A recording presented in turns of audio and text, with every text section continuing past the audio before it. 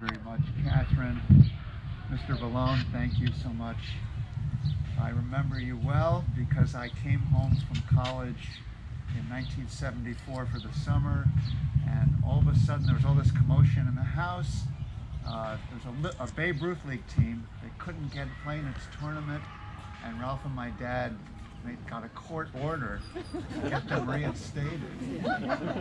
And I remember Ralph to this day saying to me, it was Mr. Vallone in those days, no other mayor would have spent his weekend writing legal briefs to get a court order that actually worked and got the team to play, and it was all about participation. And I didn't know the name Ralph Vallone when it was said to me recently, but I remembered your endeavors and your appreciation. I want to thank everybody for coming today. This is really wonderful. Originally we weren't going to have speeches, so I've organized a gathering at 6 o'clock, from 6 to 10, dinner provided, right over at the pavilion on Dearborn Avenue, 95 Dearborn Avenue. If any of you want to come, we're going to have extemporaneous speaking about at least 6 to 7 p.m. before we have a party afterwards.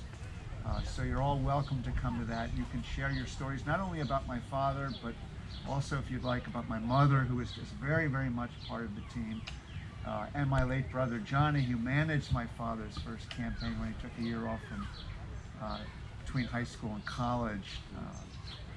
Some of you may know his struggles with schizophrenia or some undiagnosed mental illness. So I won't say too much more, but I want to say just one point for today, which is my real name is Henry. If you get an email from me, you might start saying, "Dear Henry." Henry was my father's older and beloved brother who gave his life for his country, fighting in Alsace at the end of the war at a very young age, 22. Doug talked to some veterans shot in ways that may have been treacherous, but in any event, died a week later in Lorraine of his wounds, and buried in a beautiful site that Mr. Sachs, our beloved high school teacher, drove me to in the summer of 1973, up on the hillsides. If you ever are in eastern France, I assume he'll stay in France. It goes back and forth across the border, but a beautiful military cemeteries in general are absolutely beautiful. I've been to a few of them. And this one is on the top of a small mountain, and you drive up and down the mountain, and you get into this valley overlooking everything. And I found at my Uncle Henry's grave.